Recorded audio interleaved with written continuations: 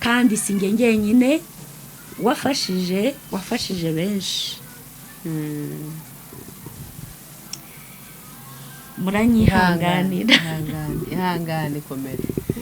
Warenze biriya ubu turi muri mudu nziza, nta kibazo ufite, gerageza ukomere. Ndamushimiye ko mu gihe cye yarakoze cyane, yamesheje agaciro, kandi Imana impuza nawe ntacyo mpfana nawe.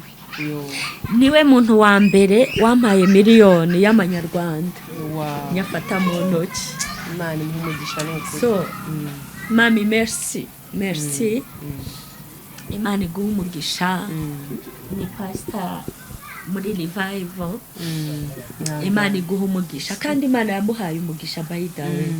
Yarawumuhaye n'ubu iracyawumwonge, kandi n'ubu iracyawumuha. Ndaceceka. Subiramo ako kantu. Umva, arambwira terega uyu ni umuhungu wanjye, ni umukwe wanjye, ufate neza nzajye mugwigemba ishakiye. Noneho tukiraho, ubwo nari bujye kuyobora iteraniro, tukiraho ngiye kumva numva umukobwa w'uwo musaza, bebe ngwino upfate, nasinze ngwino ntware, nta wundi muntu ushaka kwaza kuntwara sheri. Ndavuga nti ndapfuye Mana ishobora byose nyagasani, pfate unkomeze. Yesu mva ngo zirihanganirwa mwoka byara Yesu Mana yanjye. Kurura ako kantu nari ngiye kuyobora iki iteraniro. Ndagisha ndabwira ni sheri, mbabarira papa, mbabarira ngeza ku rusengero, ndakwinginze ngeza. Uyu mumama ibibazo yahuye nabyo byose nkuko imyaka ibaza, ahubwo urakomeye pastor. Imyaka 16 urwana n'abana witwa ko ufite umugabo ariko ntawe ufite. Yemwe bagabo rwose turabasabye, niba wishakiye umugore wawe wikundiye, niyo mwaba muryama hasi koko, kuko aba yaraje adakurikiye imitungo, aba ari urukundo asanze. Urukundo rero iyo mukundanye nta kintu mutageraho cyane, kandi murarwana kuko muba muri umuntu umwe. Kavuga uti noneho niba nkora aka kazi, reka basingura intebe zo muri saro, cyangwa se wowe uzagure matera n'igitanda, mutandikira aho ngaho. Ejo nimubona agasahane cyangwa agakombe, urugo rwanyuma muruteza imbere. Rwose mujye murwana.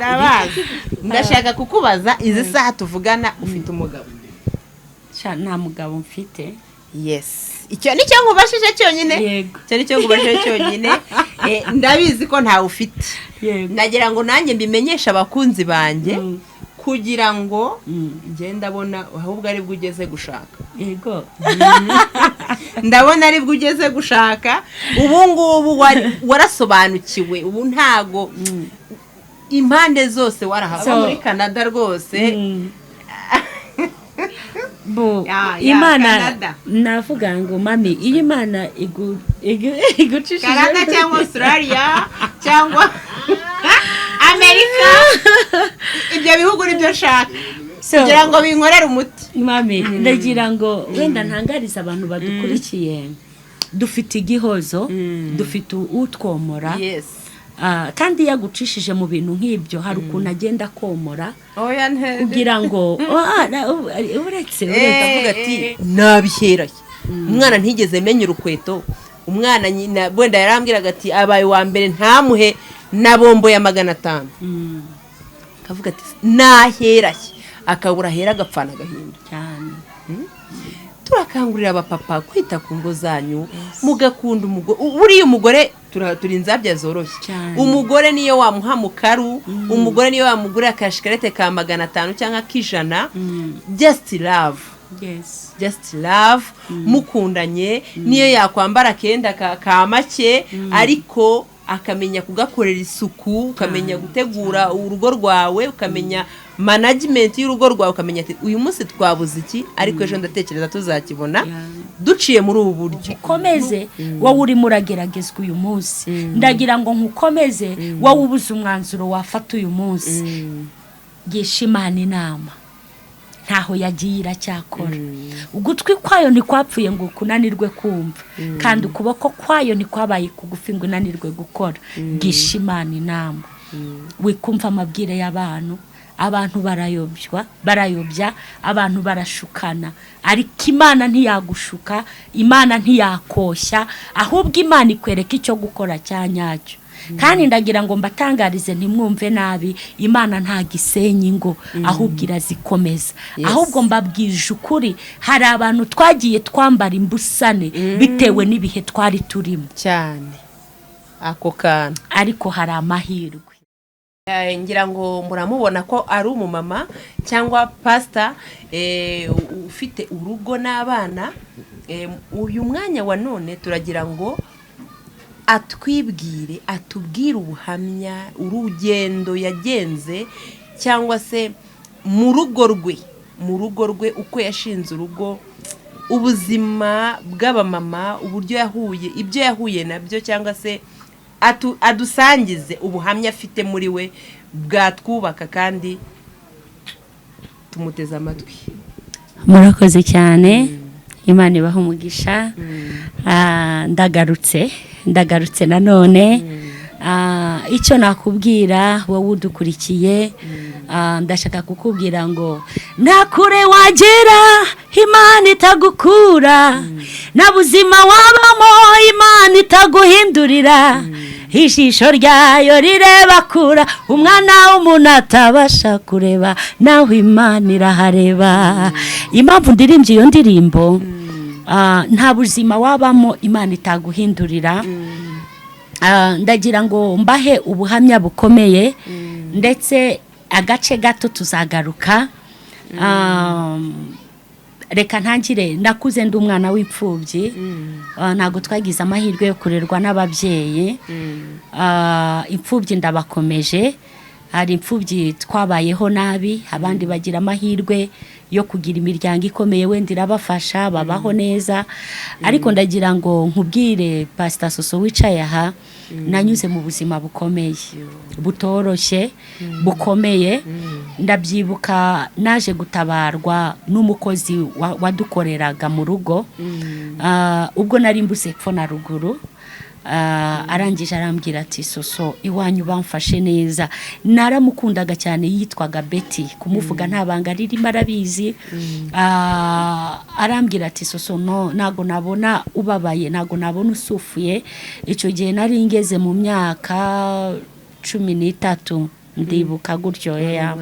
Nkunda gukorera Imana, nari umuririmbyi. Nahereye ku myaka 7 indirimba muri Sunday School, muri ADPR Kongo bayitaga Sepaki. Nkomeza gukurira muri ubwo buntu bw'Imana. So ngenda mpura n'ibibazo bitandukanye, ngeze kuri eta yo kuvuga ngo ngiye gukora akazi ko mu rugo. Betty ahita mbona, arambwira ngo no ntago umwana wo kwa kanaka nakwemera kubwo buzima bucamo. Betty aramfata anjyana mu rugo, arambwira ati neza mwangiriye. Ntago nigeraga ndya ntabonye uwo mutantine mu biki gihe niko babyi kunjyana ku ishuri, nkavuga no ni Betty. Naramukundaga cyane Betty. So aza rero kungirira iyo neza. Ndabyibuka hari ijambo rivuga ngo Dawidi abajije, aravuga ngo mbese ngo ntawo kwa Sawuli, kwa Yonatani, ngo mbituri neza ku bwa Yonatani. Haleluya. Hari neza igenda itugaruka. Rero hari ikibazo kibaho, hari ukuvuka neza nta kibazo ugifite ababyeyi, ariko wababura ukaba mu buzima bubi ndetse ukanashaka nabi. Ako kantu murakumva, hari ikibazo gikomeye. Ubwo igihe kiza kugera, ngiye nashatse atari uko nishimiye urugo, atari uko nambishaka, ahubwo nashatse kubera situation y'ubuzima nari ndimo. Nawe ushobora kuba warahuye n'icyo kibazo, ugashaka kubw'impamvu atari uko bikunze, ahubwo ugashaka kubwa situation y'ubuzima urimo, ndetse wanagerayo ntibikugwe neza kubera ko washatse. Ari situation. Nshuti yanjye, urugo ubu tuvugana ndavuga ko rumaze imyaka 16. Ariko muri iyo myaka 16 mbabwije ukuri byabayeho ari struggle. gusa kubera kubaha Imana umuntu agakomera. Ndagira ngo nkubwire weho uyu munsi ushobora kuba uvuga ngo mfite byose ndatunze ariko umugabo ntawe mbona. Niba nawe ufite ibyo byose senga Imana wizere umugabo wabuze azagaruka. Niba ashobora kuba agenda Imana izaguhugukwiye cyangwa se wihangane niba ufite buri kimwe, ufite inzu ubamo, ufite uburyo bwo kuyishyura wowe utayifite, ufite uko abana biga, weho ukabubuza umugabo gusa tu agenda wenda bitewe n'ingeso mbi afite, ihangane wigumire mu bantu bakomereho kuva ugifite iyo fondasiyo ufite, usenga Imana igihindura ibihe, ishobora kumuhindura cyangwa ikakuzanira undi ugukwiye, kuko ijambo ry'Imana rirambwira ngo ntago izababaza umuntu iteka. Nge rero reka nkubwira agashya mami, ku ijoro rya mbere ry'ubukwe bwanjye nageze iyo ndavuga Mana subireyo ngume hano mbigenze nde. Byari byakugendekeye gute? Nkigerayo abantu benshi tunaniwe gutanga ubuhamya, kandi noneho nabo butanze bakabutanga mu kinyoma, bakabutanga bafite ibyo bisigarije bakiyererutswa ngo ni ukwishyira hanze, ni ukwiyandarika. No, vuga aho Imana yagukuye, kuko uri kureba n'intumbero y'aho urimo werekeza. Imana ishimwe. Nge nkige gukena si ingeso, kuko uyu munsi wakena ejo ugakira. Uyu munsi wakira ejo ugakena. Nge nkigerayo si ukwishyira hanze inshuti yanjye, nta n'uburiri bwo kuryamaho bwari buhari, nta n'intebe yo kwicaraho yari ihari. Icyakoze twatashye muri kadasiteri, inzu nziza, tipe bari bamutije inzu, ariko itarimo ikintu na kimwe, itarimo intebe, itarimo igitanda. Uwo nafataga nka papa wari wanshingiye yambajije ijambo, arambaza ngo uyu muntu mumenyanye igihe kingana gute? Ndabwira ndamukunda se tu. Kubera ko wamukundaga? Kubera ko namukundaga. Nshuti yanjye, mu bari bamperekeje barambwiye ngo soso uzaba uretse gutwita, ubanza urebe aho ubuzima bwerekeza. So turakwinginze uzaba uretse gutwita, tureba aho ubuzima bwerekeza. Kubera ko Imana yashakaga kunyigisha no kwereka ko byose bishoboka, mbabwije ukuri, ahubwo menya nk'ejo mu gitondo aribwo yarayigiyemo, ariko ndihangana. Mu rugo sinabibabwira, grand frère sinabimubwira, ndikaruma ndwana nabyo ndagigira. Noneho mwumve muri ubwo buzima bwose bungana gutyo, nshuti yanjye, mujye mwishingikiriza ku Mana, naho ahandi ni umusenyi. Gusa wihangane, kwihangana kugaruka mu bintu byose duhura nabyo bya buri munsi. Soso nakundaga kwambara neza, soso nakundaga gusa neza, biriya bintu birahisha. Biraguhisha mu mutima, harashize biriya bintu birahisha. Nkunda kwigisha abantu nkababwira ngo ntugase n'igihe urimo, ntugase n'ikibazo urimo, ntugase n'ikigeragezo kirimo kirakugaragura cyane, ujye uba difera nacyo, ntuse nabyo, ntuse n'inzara yakwishe. Urumva ko byaguhisha? Byarampishe nshuti yanjye. Ndabyibuka tuva muri iyo nzu, twabuze amafaranga yo kwishyura inzu, batangiye kudusohora mu mazu, inda ifite amezi 2 niba atari 3. Nta nicyo mwifitiye? Nta nicyo twifitiye. Ndihangana, ndasenga, uko nsenga Imana yagendaga inyurizamo umugisha. Noneho abari nge uba responsable w'urugo. Ndaceceka, buriya ntago sinzi niba abagabo bagira inshingano kuko bose nabashyize mu gatebo kamwe ndavuga buriya hari abagabo bagira inshingano umugabo akaba yahaha umugabo akaba yakwishyura inzu cyane rwose ariko ndagira ngo mbabwire barahari ababikora njyewe iyo ni situation yanjye nabayemo narindimo kandi nkagira ngo nkomeze n'undi mugore wese unkurikiye nta gishingano ari z'umugabo gusa ariko nanone hari aho bigera abagabo iyo ubikoze cyane umugabo akirara bikagera aho yibagirwa inshingano ze ariko weho mugabo nanone ndagira ngo ngutangarize wowe nkurikiye nta gishingano ari z'umugore gusa cyane mugomba gufatanya aho bishoboka kuko muba muri babiri ariko muri mu muntu umwe so byarageze yamana namenye nkiri muto yayindi wasenze watangiye gusenga tukiri aho hagati Imana yaje kumpa umubyeyi ntago nari nzi kuvuga izina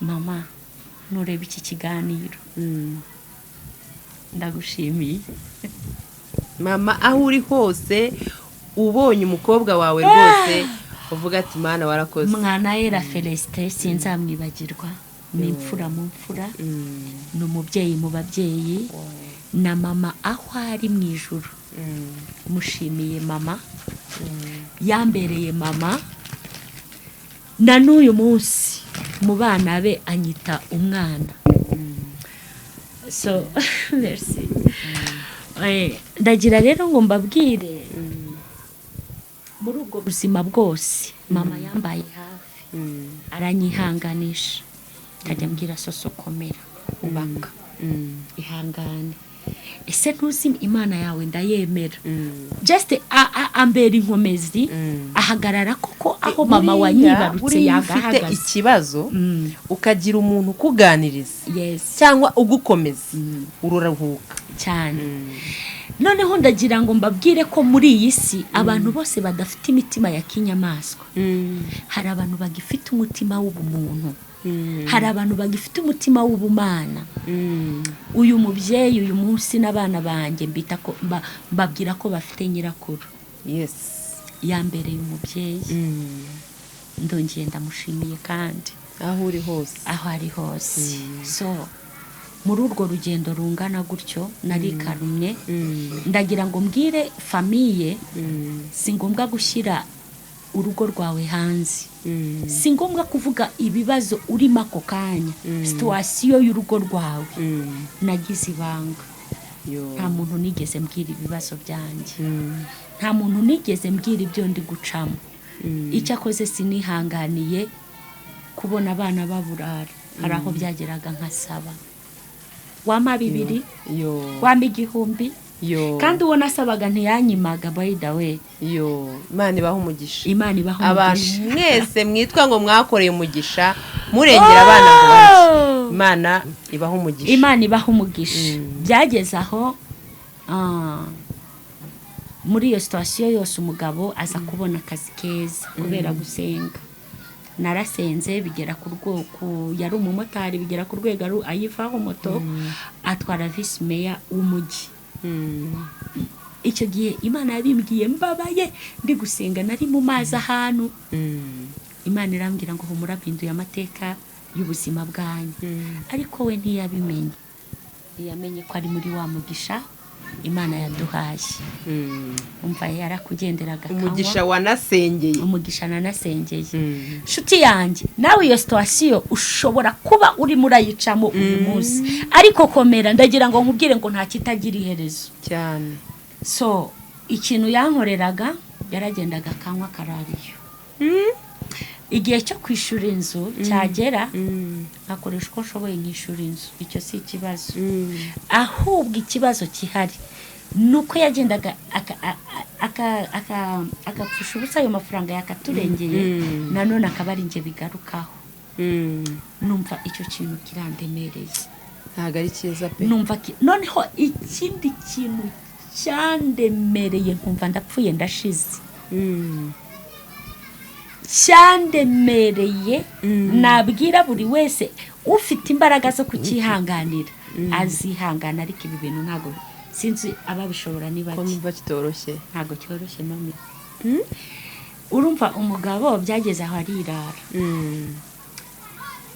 bigeraho njyewe mvuga nti reka mfate inshingano kuko nubatse mbishaka, nubwo numvaga atari icyo gihe, ariko byageze aho ndabyakira, numva ko ari ngombwa kubera abana. Urugo nari mbyariyemo 3 ya nako ndumva 1 2 uwa 3 yari ataraza.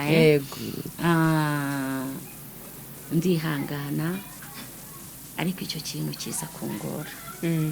So ushakisha imbaraga, gukoresha ubwenge bwanjye n'umugisha Imana yampaga muri icyo gihe, n'uyu munsi iracyawuma. Ndiyubaka, nkareba ibintu byiza, buriya nkunda ibintu byiza, nkunda ibintu byiza, nkunda izisa neza, nkunda izitatse. So nkagura ibintu byiza by'agaciro, nkabizana, undi nawe akagenda agafata imyenda cyangwa se wenda simbizi akajya no kunywa no mu ubwo bubari, noneho akagenda akagwatiriza bya bintu, bakaza babisohora. Icyo kintu numva kirandemereye. Najya kwishyura inzu bakaza bagasohora intebe atigeze agira uruhare rwo kuziguza, ibitanda atigeze agura, matera atigeze agura, ibikoresho byo mu nzu, TV atigeze agura, bagasohora. My God, icyo kintu kiza kundemerera. Ndavuga ntuwite, ndihanganye ko yarara hanze akajya mu kabari akanywa, akarariyo nkiyaranje uko abana barya, uko abana biga. Uzi ko atamenyaga n'amanota y'abana n'umwaka bagezemo w'amashuri. Icyo kintu rero kigezaho cyarananiye kugisporta, cyarananiye cyane. Ndavuga Mana ndayamanitse, noneho ndayamanitse. Noneho igihe kimwe nari maze kwimikwa ku bupasiteri, nanimitswa hari, by the way, yaramerekeje banyimika hari. Noneho dimanche yigikurikiye icyo banyimitseho, arambwira ngo tujyana ahantu. Kumbe yaranjyanye kwa nyirabukwe wundi.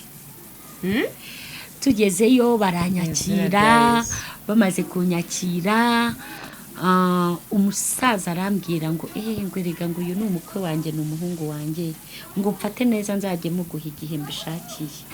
Ndaceceka, subiramo ako kantu. Umva, arambwira aterega uyu ni umuhungu wanjye, ni umukwe wanjye, mfate neza nzajye muguha igihe mbishakiye.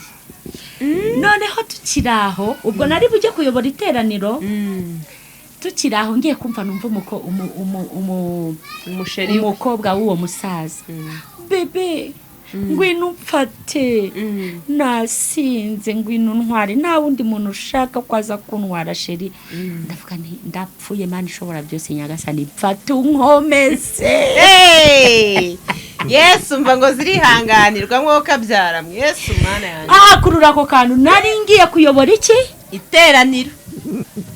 Ndagisha ndabwira ni sheri, mbabarira papa, mbabarira, ngeza ku rusengero, ndakwinginze ngeza ku rusengero ugaruke uze muri gahunda zawe.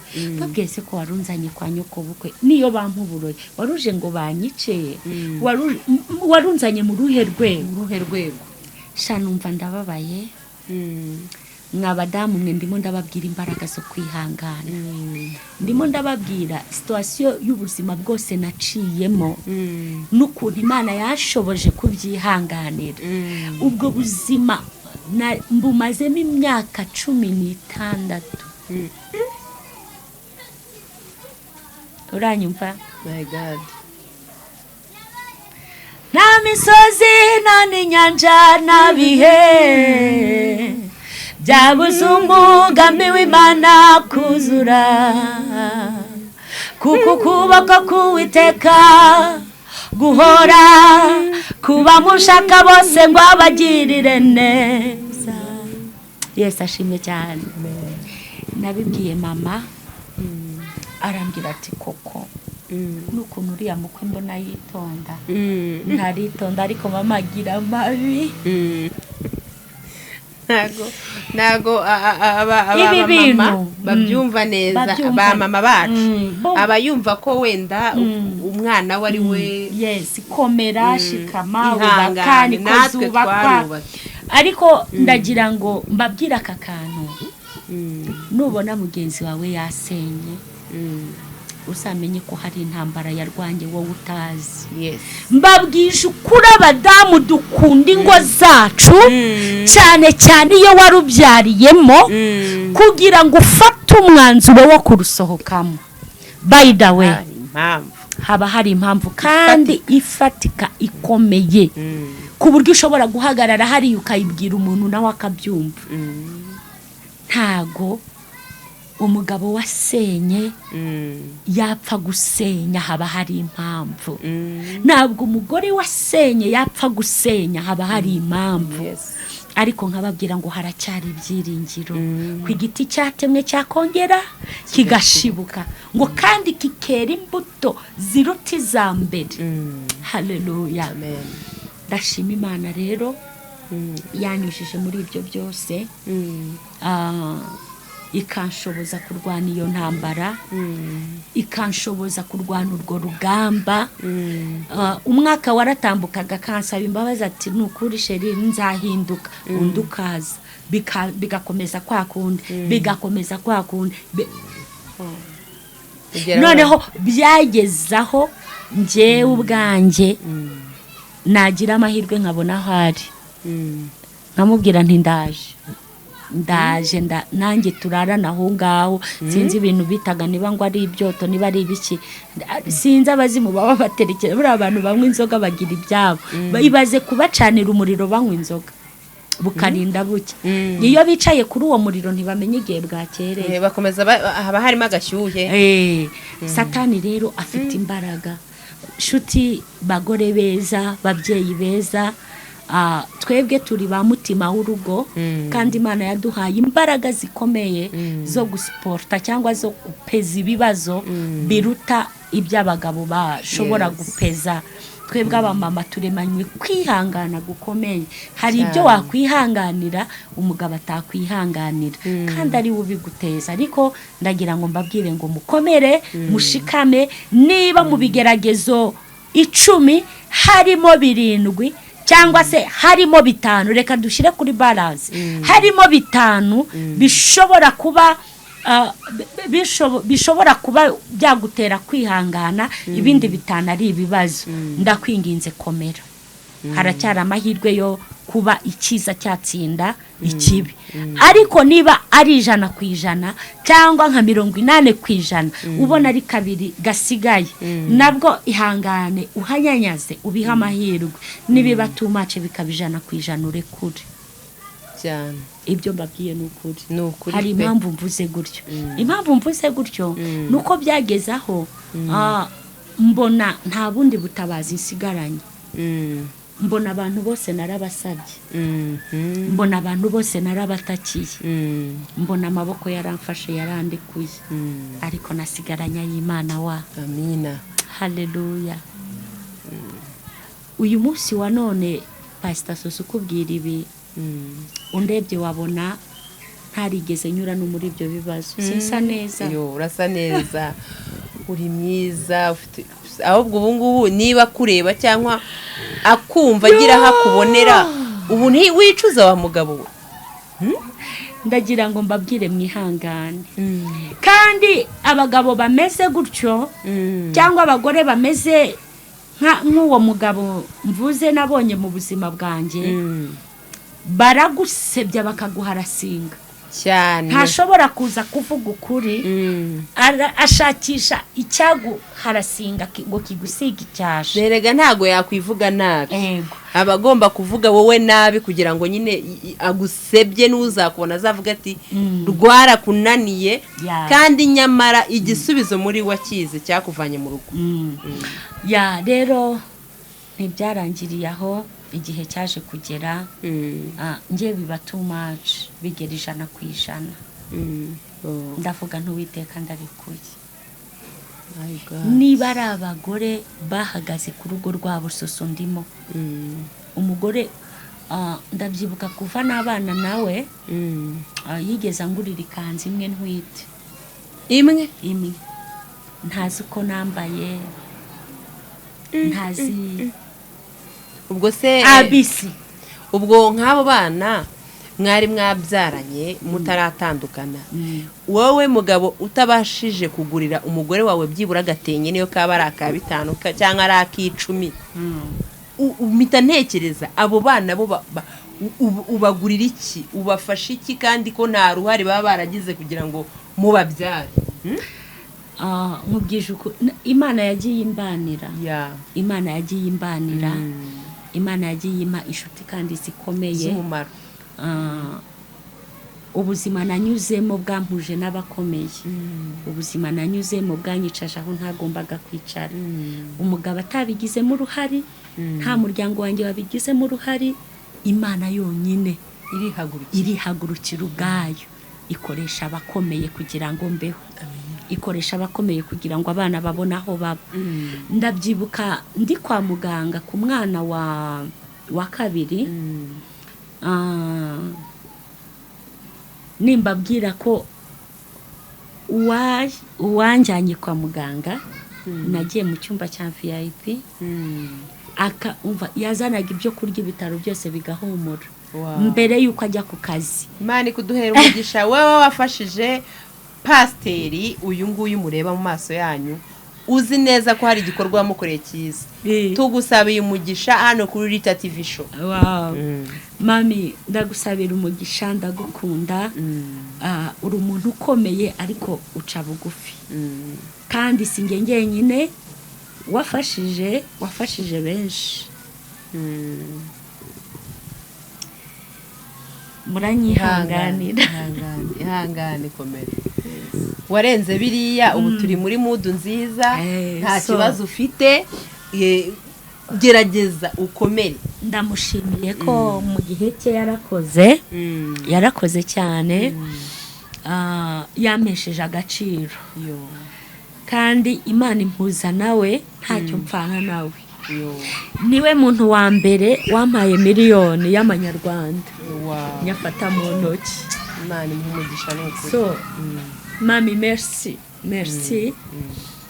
imana iguha umugisha ni pastor muri revival imana iguha umugisha kandi imana yamuhaye umugisha by the way yarawumuhaye n'ubu iracyawumwongera kandi n'ubu iracyawumuha mami reka nkubwire mama Leti ihangane kuvuge uri umubyeyi pe so yabanye nanjye muri ubwo buzima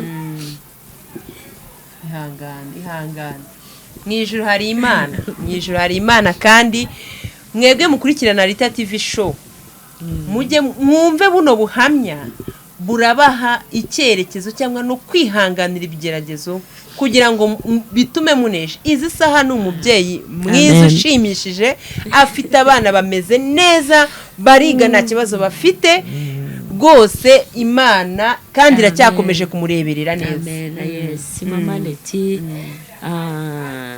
niwe muntu watumye nambara neza niwe muntu watumye nigirira icyizere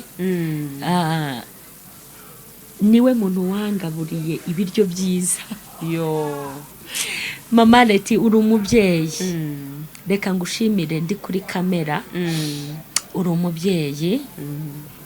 umubyeyi kandi afasha benshi mama Leti shingiye ku cyubahiro imana yamuhaye ni mu bagore bamwe utapfa aciye bugufi we yiciriye bugufi ku giti cye ariko ntabwo ari umubyeyi wapfa kwegera byoroshye uri umuntu udasanzwe mama Leti afite n'umutima udasanzwe icyubahiro imana yarakiguhaye kandi uri uwo kubahwa Yesu aguha umugisha kuri ibyo uri umwana w'ubugingo rero bwari ubuzima butoroshye ariko ndashima Imana uyu munsi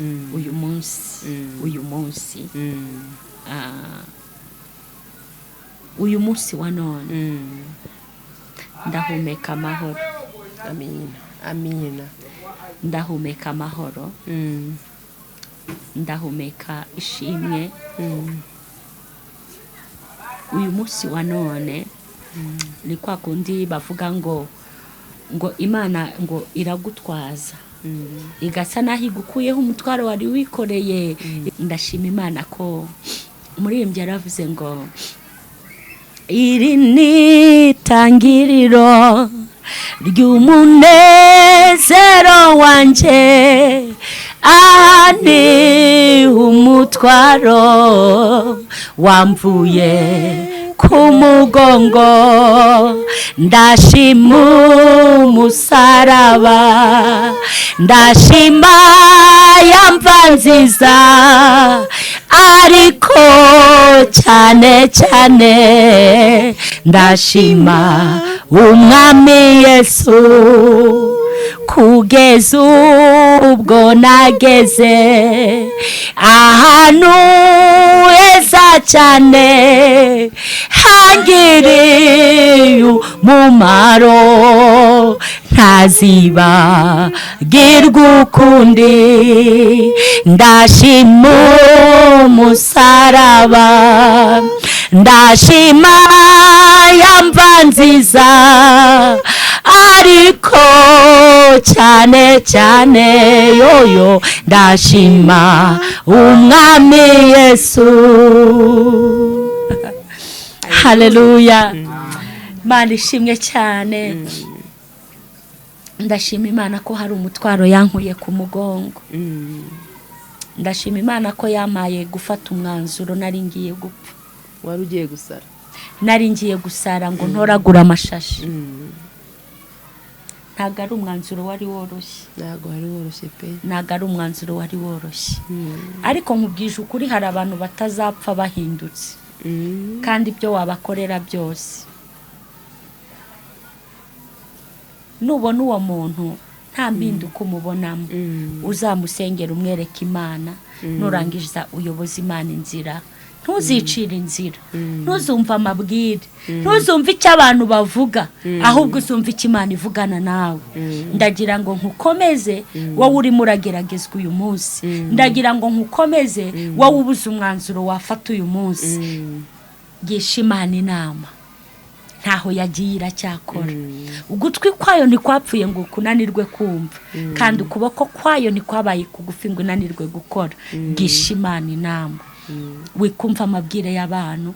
Abantu barayobya, abantu barashukana, ariko Imana ntiyagushuka, Imana ntiyakoshya, ahubwo Imana ikwereka icyo gukora cya nyacyo. Kandi ndagira ngo mbatangarize ntimwumve nabi, Imana nta gisenyi ngo, ahubwo irazikomeza. Ahubwo mbabwije ukuri, hari abantu twagiye twambara imbusane bitewe n'ibihe twari turimo cyane ako kana, ariko hari amahirwe. Haracyari amahirwe, haracyari amahirwe. Niba ikosa atari iryawe, niba ibyo byago atari wowe wabiteje, humura, Imana iraje isobanure ibidasobanutse. Murakoze cyane. Abakunzi ba Rita TV show, nawe urakoze pastor. Ubuhamya duhaye ndizera neza ko ubu bukurikiranye burimo inyigisho. Twatangiye tubabwira kwihangana, ukihanganira urugo rwawe, ukarurwanirira. Kandi ndetse tunababwira yuko ko umugore ugomba guca bugufi, ukemera nyine akaje kugira ngo ntusenye. Kandi tukabakangurira neza yuko ugomba no kwifashisha Imana muri byose. Ariko niba bigenze gutyo ukabona ko hari aho ugiye gusara cyangwa gupfa, yababwiye yuko biba bigeze mu ijana, ukavuga uti rero aho kugira ngo mpfe nsiga utwana twanjye, reka nsiga uyu mugabo nigendere hato atazanyica. Ariko nanababwira yuko pastor, buriya koko nk'uko tubwiye umugore cyangwa se umugabo ajya gufata umwanzuro wo guhaguruka gusiga urugo rwe yifondeye cyangwa se yubatse muba muri umuntu umwe kugira ngo rero avuge ati ngiye gusiga uru rugo ngende n'abana. buri mwana ni ikintu gikomeye kumusiga ntago aba ruvuyemo uwo mwanya ahubwo umutima uba waragiye kera nka nyuma y'imyaka 5 noneho ahubwo gufata umwanzuro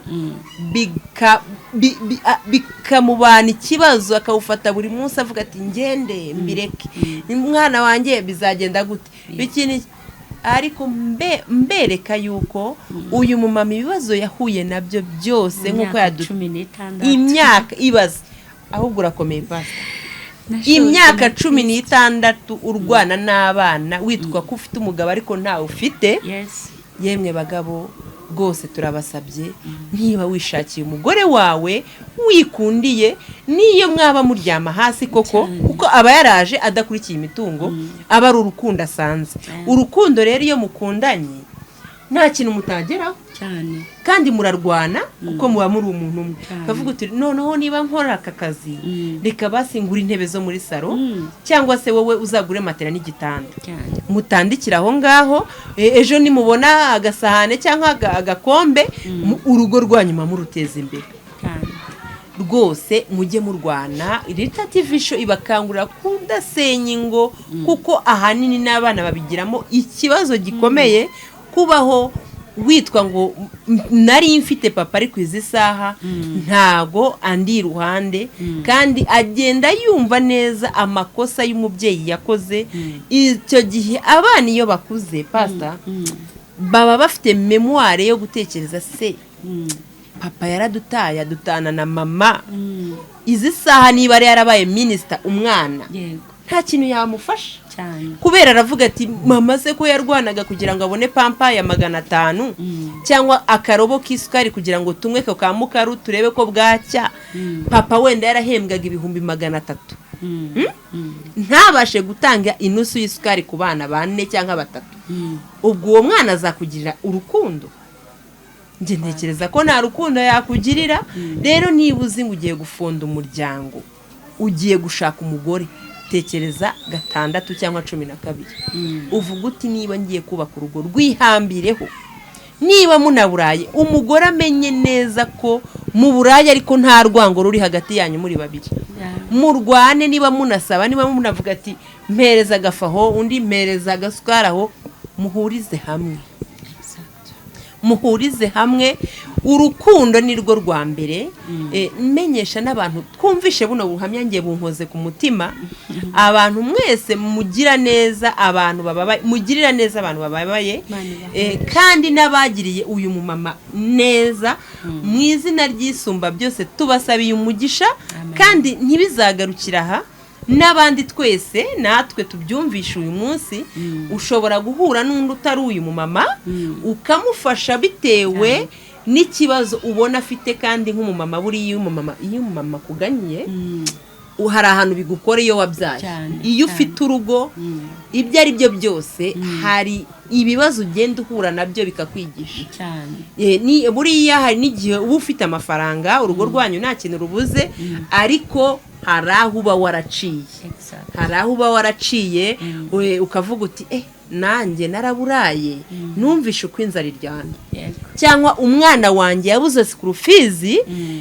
uyamamaje kuntakira ngo ampe imitwaro 10 yo kwishyurira umwana cyangwa 20 ntekereza igihe nanjye nari nayabuze umwana wanjye bakamwima report uburyo ki nari imeze mu mutima bikagutera imbaraga zo gufasha kandi wiyubakira inshuti z'umumaro atari inshuti z'iyimirembe ngo ya .com ubona inshuti ariko ikaba atari inshuti ari uburyarya pastor akakubeshya ati tubaye inshuti rwose tujye dukorana ibi nibi ariko mu mutima we atafite urukundo namba. Iyi inshuti z'iki gihe bisaba kwitegereza cyane ugatekereza 12 cyane ukareba hafi ukareba na kuri ukiga neza ukavuga uti uyu koko ni inshuti kandi inshuti pastor uyibonera mu bibazo cyane rwose uyibonera mu bibazo kuko ntago twaba duhuye mu byiza ngo umenye koko ndi ya nshuti ya ndani. Iyi nshuti yibonera mu bibazo, ukavuga uti niba umwana wanjye yaraburaye, mwene data yaramugaburiye, wenda yatwohereje inusu y'umuceri, ukagenda ufata ibifatika, ukavuga ati kweri ni inshuti. Tugana ku musozo, turabwira abakunzi ba Rita TV show, mwige kwihangana mw'abadamu mwe, kandi mukomere cyane. Umudamu yahagurutse agasengera urugo rwe, nk'uyu pastor yarahagurutse asengera urugo rwe, umugabo abona akazi keza. Ariko muri ako kazi keza ntago umugabo yagakoresheje nk'uko bikwiye ngo ajye amenya uyu mufasha yamusengeye, amenye n'abana babyaranye. Ariko nibizaguca intege, uzarwane ijye usenga ku manywa na nijoro, wiragize Imana, wiyambaza Imana, n'abana bawe ubashyire mu maraso ya Yesu Kristo. Imana izabagira ibikomeye, kandi izabagira abantu bakomeye ku isi, ku buryo buriya Imana itugirira neza pastor. Uzi ko abana nk'abo mu myaka nk'itanu iri imbere, papa wabo bashobora kuzabareba bakavuga ati nzahere hehe mbabwira ati hi. Yes. Akavuga ati nabiheraye. Umwana ntigeze menya urukweto, umwana nyina wenda yarambwiraga ati abaye wa mbere ntamuhe na bombo ya 500. Akavuga ati naheraye, akabura hera agapfana agahinda cyane. Turakangurira abapapa kwita ku ngo zanyu, mugakunda umugore. Uriya umugore turinzabya zoroshye. Umugore niyo wamuha mukaru, umugore niyo wamugura akashikarete ka 500 cyangwa kijana, just love. Just love. Mukundanye, niyo yakwambara kenda ka make, ariko akamenya kugakorera isuku, ukamenya gutegura urugo rwawe, ukamenya management y'urugo rwawe, ukamenya ati uyu munsi twabuze iki, ariko ejo ndatekereza tuzakibona duciye muri ubu buryo. Nukuri urugo rurakomera. Urugo rurakomera rwose. Abakunzi ba Rita TV show, uyu munsi ndishimye kubona na Mushumba, ndagukunda cyane, kandi ndizera yuko Imana izakugeza kure harenza huri. Ikindi nashaka kubaza n'abakunzi ba Rita TV show badukurikira ku isi hose, abakunzi ba Rita TV show, ndagira ngo mbaze uno mubyeyi akajambo kamwe. Uwo mupapa dusubiye kubuhamyaho gatoya, uwo mupapa ndizera ko izi saha nyine bwo wageze mu 100 urigendera n'abana bawe. Ubizi saha rero pastor uyu nguyu nta mugabo afite. Yes.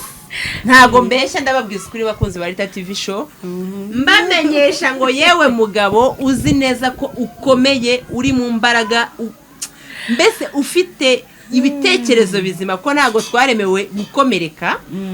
Turashaka abatugeza kure aho tureba. Rero turagira ngo umureba akamukunda, akamushima, muce mu gikari, munatere na komenti, kubera yuko ngewe rwose ndabona biteye ubwoba. Ni pasiteri tukiraho mami, abana nago nagiriwe umugisha wo kubahabwa, kubera ko yarazi ko nkunda abana cyane, niyo turufu yakoresheje yo kugira ngo babanyambure, just babanyaki. Ariko Imana isigariza agahungu nari ifite gato, ubu kagiye kugira imyaka 3. Ubu mba narapfuye, hari nishwe n'umutima, ariko mfite icyizere ko ubu ngubu ashobora kuba yaramenye inshingano ahari zo kuba umubyeyi cyangwa zo kwitwa papa, kubera ko ibintu byose bibaho mu mugambi w'Imana. Ndagira rero nkubwire wowe mu mama ushobora kuba waranyazwa abana bawe, ari nazo ntege zawe nkeya ku bana, ndagira ngo nkubwire ngo nta kibaho kitari mu mugambi w'Imana. Tuza abana nibakura bazakugarukira, kandi ntibazayoberwa kuri mama wabo. Nkuko n'abadamu hari abagabo babaterera abana namwe muhumure kandi abana ntibazarorera kumenya ko muri ababyeyi babo buri kimwe cyose ndagira ngo mbabwire ko kibaho mu mugambi w'Imana numvaga ntaryama ntari kumwe n'abahungu banjye ariko ndagira ngo nkubwire ngo byose birashoboka mu kigeragezo byose birashoboka mu kibazo byose birakunda aha ariko ari ukugira ngo Imana imuhe uwo mutima amenye inshingano zo kwitwa papa kuko muri iyo myaka 16 ntago yarabizi ntago yarazi ngo kugurira umwana umwenda ni gute kwishyurira umwana ishuri ni gute ariko Imana ishobora kubikora gutyo kugira ngo amenye inshingano zo kuba umubyeyi singe wabamutereye singe wabamuhaye ahubwo we ni nawe wabajyanye ngeze mu rugo sanga badahari icyakoze ndashimira Imana abayobozi twari duturanye bakoreraga igihugu nibo bafashe uwo muto baramumwima baravuga ngo no ntago wamutwara abandi abashyira mu modoka arabajyana ndashima Imana rero kwitansize nk'incike kuko nkunda abana basi yasigiye n'uwo ngumwe uwo muri zanaguha n'abandi izaguha n'umutware mwiza ukora ibyiza gusa ntago uzigera wongera kubabara ukundi bakunzi ba Rita TV show pastor akoze kandi Imana iguha umugisha nizere yuko ubuhamya bwawe duhaye turabwumvishe kandi turakomeye cyane kandi hari aho butugejeje hari n'icyo budufashije so muri make ndabwira abakunzi ba Rita TV show abafite iyerekwa uyu mumama ndabona ari uw'ukuri ndabona ari mu mwuka kandi mu by'ukuri arashaka cyangwa se njyewe ubivuze ndabona akeneye nk'umuntu nyine umwomora ubwo ububabare bw'imyaka 16 namwe murabwumva ko butoroshye umuntu agira ububabare bw'imyaka 2 agasara ariko ndumva afite iyerekwa ndashaka kukubaza ikintu gikomeye hano kuri Rita TV show mube maso bakunzi banjye ndabazi ndashaka kukubaza izi saha tuvugana ufite umugabo nta mugabo mfite yes icyo nicyo nkubashije cyonyine ndabizi ko ntawe ufite ndagira ngo nanjye mbimenyesha abakunzi banjye kugira ngo ngenda abona ahubwo ari bwo ugeze gushaka yego ndabona ari bwo ugeze gushaka ubu ngubu warasobanukiwe ubu ntago impande zose warahafashe genda umva ngusabira nk'umudiaspora shaka muri Amerika Canada dore na byambariye hera muri Canada abo muri Canada rwose Imana navuga ngo mami iyi Imana igucishije Canada cyangwa Australia cyangwa Amerika ibyo bihugu nibyo shaka kugira ngo binkorere umuti mami ndagira ngo wenda ntangariza abantu badukurikiye dufite igihozo dufite utwomora kandi yagucishije mu bintu nk'ibyo hari ukuntu agenda komora kugira ngo uretse rero ndagira ngo mbwire abadukurikiye buriya umuntu wakomerekejwe n'umugabo nanone yomorwa n'undi mugabo uwakomerekejwe n'umugore yomorwa n'undi mugore ariko akaza ari diferana wa wundi ni ukuri pe kugeza uyu munsi ntabwo tukivirirana mu mitima Yesu yafashe ipamba agira gutya arumutsa uko kuvirirana k'umutima dukeneye rero abaduha urukundo twabuze urukundo rw'ukuri dukeneye abaza mu buzima bwacu bagafata inshingano akaba umugabo nyamugabo n'umuntu akamubera umugore nyamugore aho dore niyaranje mbona ukuntu ndeba Canada cyangwa Australia cyangwa Amerika ibyo nibyo bihugu numva nkunze ndagusabira rwose amen umugabo uturutse muri icyo gihugu kiri muri rwose naze kandi uyu munsi ace mu gikari ndabisoza neza. Yego, ndabisoza ruzungu. Amina. Rwose bakunzi ba Rita TV show turabakunda cyane murabizi, ariko komenti kandi ku ruhande, ndashaka ku ruhande muce mu gikari mumbwire ko ngewe ndumva afite yerekwa ko ugomba komorwa. Amen. Komorwa igikomere wagize kandi uzi kwihangana. Ni Yesu wanshoboje. Ashimwe. Nukuri Imana ikuduhera umugisha. Amen. Tugana ku musozo rwose bakunzi ba Rita TV show turabamenyesha yuko waba ufite ikibazo cyose kijyanye no kubaka urugo cyangwa se mu buriri byarakuyobeye, tugane utere comment cyangwa uce ku ruhande utwandikire utubaze neza. Tubafitiye imiti ishobora kugukorera umuti kuri side zose, yaba ari umupapa cyangwa umumama cyangwa se umukobwa ugiye kujya muri urwo rushako. Ese uzabyitwaramo gute? Ese uzabigenza gute? Tugane rwose, tubafitiye igisubizo. Turabasezeye rero, ikiganiro cyacu nakagaruka. Bye bye. Bye bye.